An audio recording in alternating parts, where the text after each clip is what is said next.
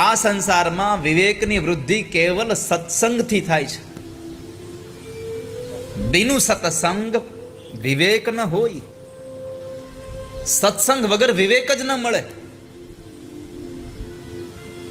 આ વિવેક કોઈ છોકરાનું નામ નથી હો.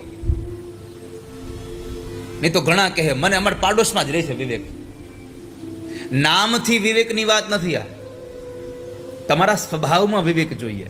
કોની સાથે કેમ બેસવું, કોનો કેમ આદર ભાવ અને સત્કાર કરવો, એ તમારા સ્વભાવમાં વિવેક આવવો જોઈએ. કઈ જગ્યાએ કેમ બેસવું જોઈએ એનું તમને જ્ઞાન હોવું જોઈએ. હું બીજે ક્યાં જાઉં સનત કુમારો, તમે જ મને કથા સંભળાવો ને.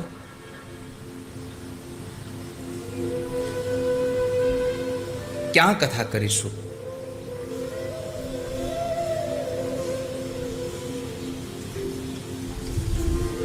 બહુ બધા ક્ષેત્ર જોયા.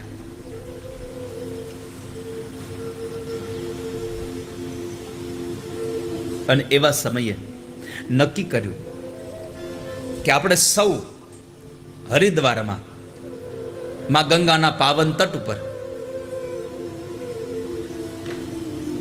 આનંદ નામનો જે તટ છે એના ઉપર કથા કરીએ. અને આમ પણ કથા હંમેશા આનંદ નામના તટ ઉપર જ થાય.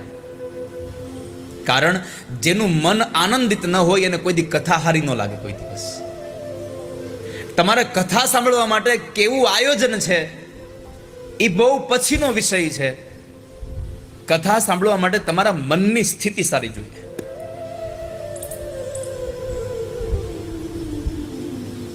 બાકી મેં મારી જિંદગીમાં બહુ બધું જોયું છે. આટલી કથાઓની યાત્રાઓ પછી મેં બધા બહુ આયોજનો જોયા છે. ઘણી વખત સારામાં સારું આયોજન હોય તોય ઘણા લોકોને કથામાં કંટાળો આવતો હોય. શું કામ? એને કથા તો એની જ છે, યાદ રાખજો. ખાલી મંડપની સ્થિતિ બદલે છે. કથા તો એની જ રહેવાની છે.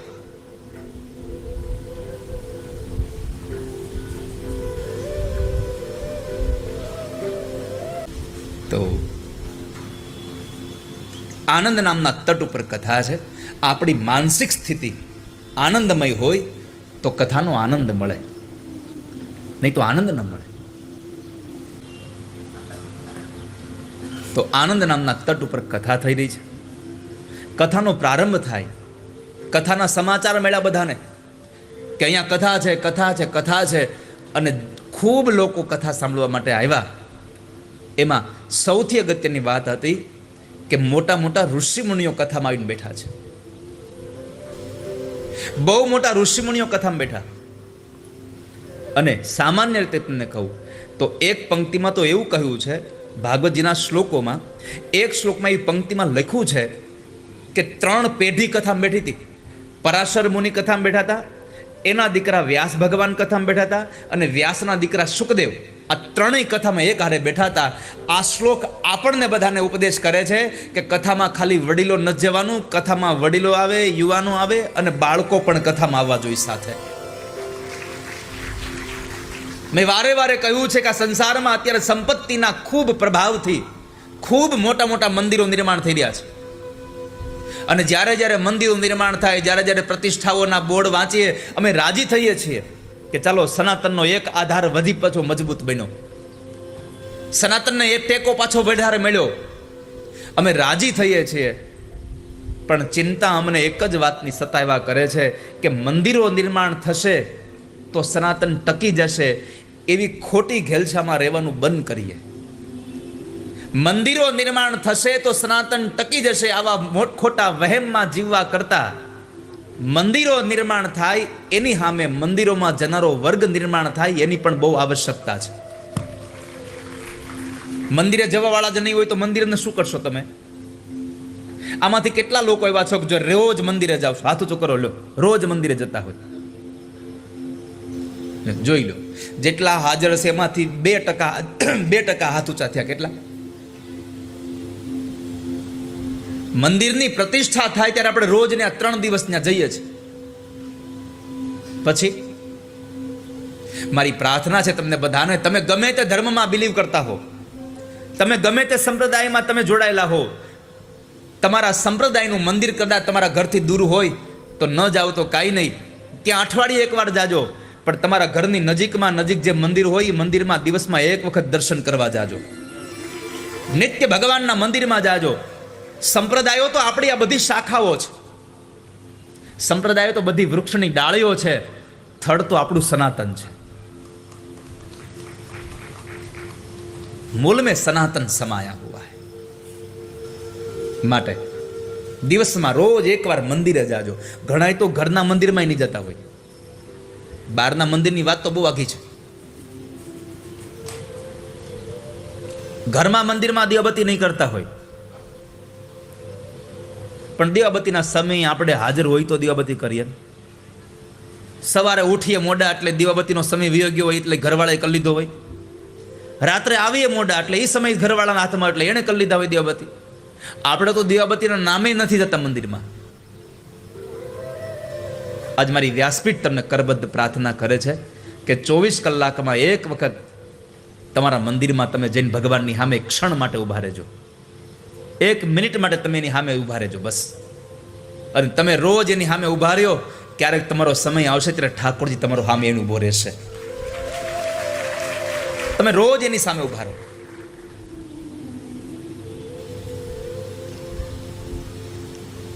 અને જે ભગવાનનો ભક્ત બને છે એ ભગવાનના ભક્તનું ક્યારેય અમંગલ થતું નથી. મહાભારતના અનુશાસન પર્વમાં એક વાક્ય લખ્યું છે, ન વાસુદેવ ભક્તાનામ અશુભમ વિદ્યતે ક્વચિત. મહાભારત એવું કહે છે કે જે ભગવાનનો ભક્ત છે એનું આ સંસારમાં કોઈ ક્યારેય પણ અશુભ કરી શકતો નથી. ક્યાંય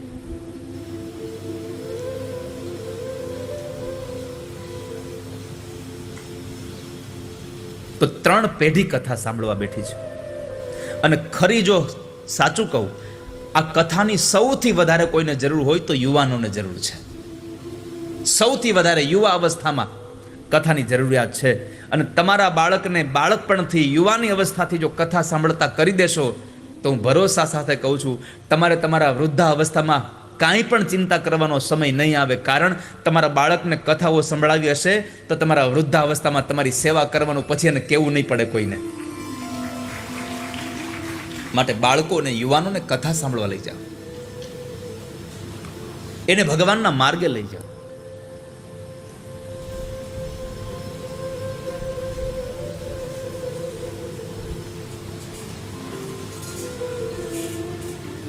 તો બધા જ આવીને ત્યાં બેઠા છે.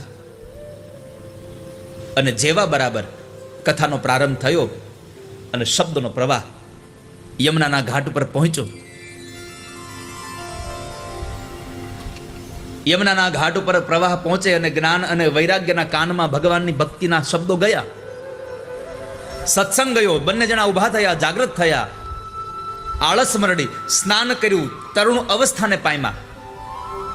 ભક્તિ મહારાણી ખૂબ રાજી થયા, પ્રસન્ન થયા અને પોતાના 2 દીકરાઓને સાથે ભારત વર્ષની જેટલી નદીઓ છે બધી નદીઓને અને જેટલા તીર્થના દેવતાઓ છે આ બધા જ તીર્થના દેવતાઓને પુરુષના રૂપમાં, નદીઓને સ્ત્રીના રૂપમાં સાથે લઈ અને જે જગ્યાએ ભગવાનની ભક્તિ, ભગવાનનું સત્સંગ થતો હતો, જ્યાં ભગવાનની કથા થઈ રહી હતી ત્યાં જવા માટે નીકળ્યા છે.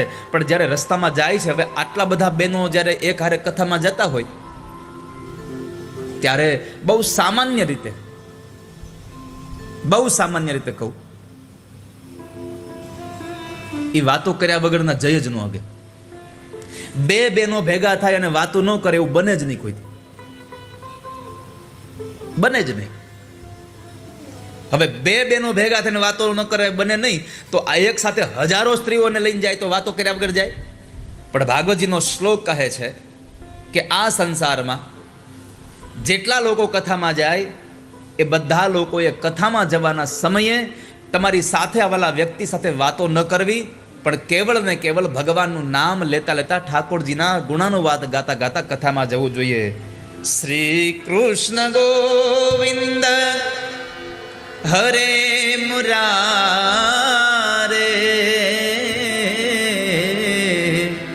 નાથેતિ નામાની મુહુર્વદંતી.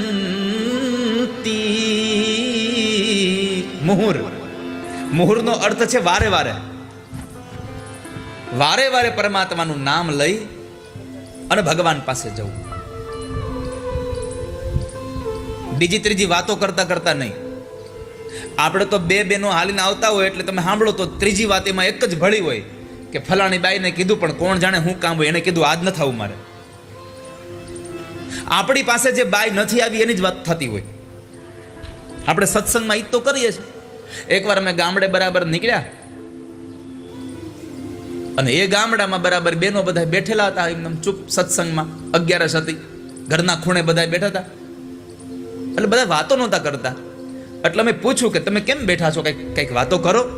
તે એક બેને તરત કીધું કોની કરવી, બધી અહીંયા હાજર છે. એ કે કોઈ ગેરહાજર હોય તો એની વાત કરીએ.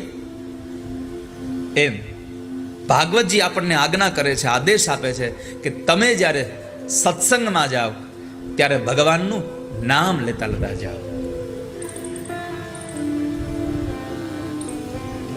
ભગવાનનું નામ લેતા લેતા જાઓ. શ્રી કૃષ્ણ ગોવિંદ હરે મુરારે. શ્રી કૃષ્ણ ગોવિંદ હરે મુરારે. શ્રી કૃષ્ણ ગોવિંદ હરે મુરારે. કૃષ્ણ ગોવિંદ હરે મુરારે. હે નાથ નારાયણ વાસુદેવ.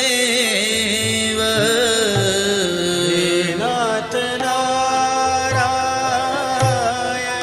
વાસુદેવ. હે નાથ નારાયણ વાસુદેવ. નાથ નારાયણ વાસુદેવ. શ્રી કૃષ્ણ ગોવિંદ હરે મુરારે.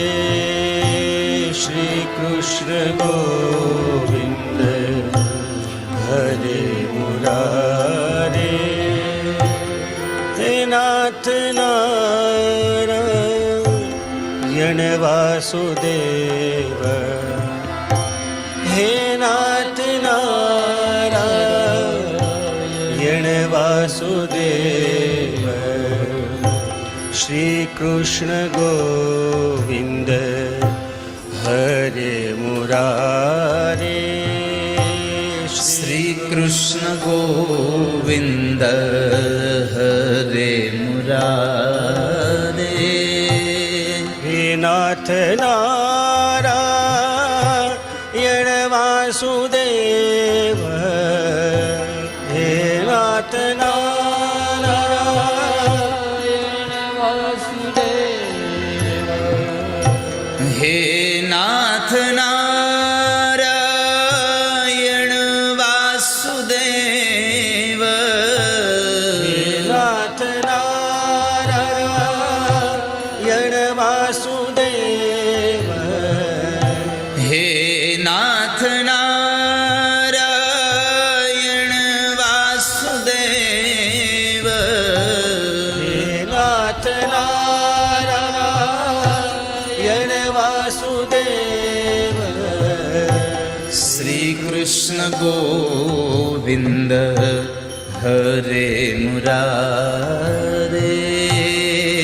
કૃષ્ણ ગોવિંદ હરે મુરારે. શ્રી કૃષ્ણ ગોવિંદ હરે મુરારે.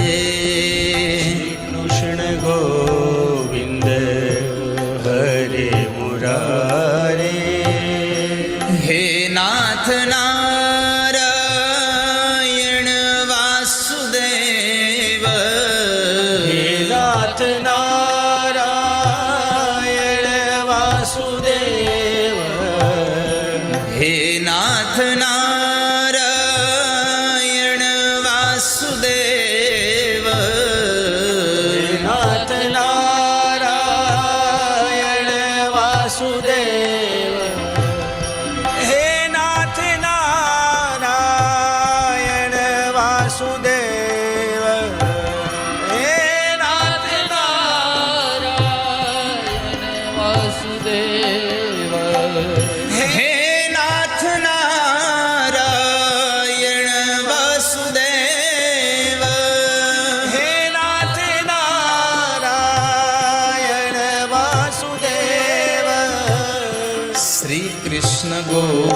गोविंद हरे मुरारे श्री कृष्ण गोविंद हरे मुरारे श्री कृष्ण गोविंद हरे मुरारे कृष्ण गोविंद हरे मुरारे हे नाथ नारायण वासुदेव नाथ नारायण गाइए साथ में वासुदेव हे नाथ नारायण वासुदेव नाथ नारायण वासुदेव श्री कृष्ण गोविंद हरे मुरारे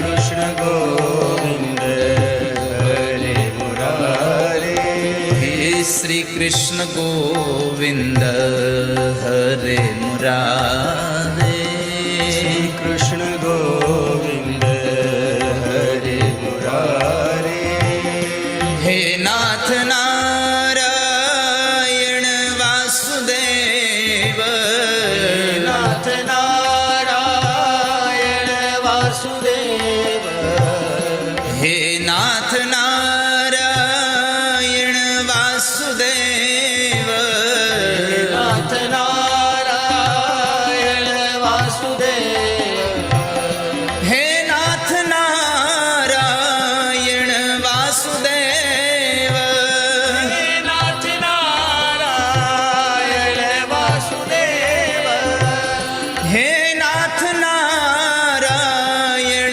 वासुदेव नाथ नारायण वासुदेव श्री कृष्ण गोविंद हरे मुरारे कृष्ण गोविंद हरे मुरारे श्री कृष्ण गोविंद हरे मुरारे कृष्ण गोविंद हरे मुरारे हे नाथ नारायण वासुदेव नाथ नारायण तालियों के साथ हे नाथ नारायण वासुदेव नाथ नारायण वासुदेव हे नाथ नारायण वासुदेव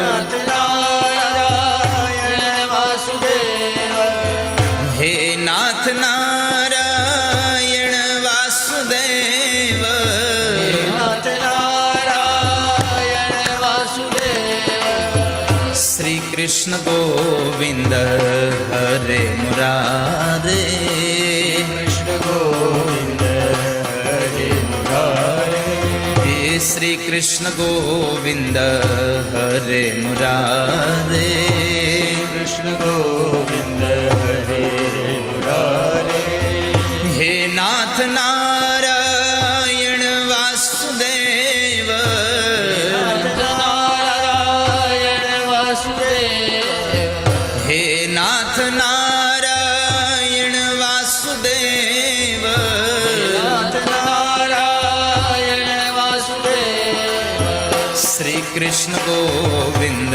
हरे मुरारे कृष्ण गोविंद हरे मुरारे श्री कृष्ण गोविंद हरे मुरारे गोविंद हरे मुरारे हे नाथ नारायण वासुदेव नाथ नारायण वासुदेव हे नाथ नारायण वासुदेव नाथ नारायण वासुदेव हे नाथ नारायण वासुदेव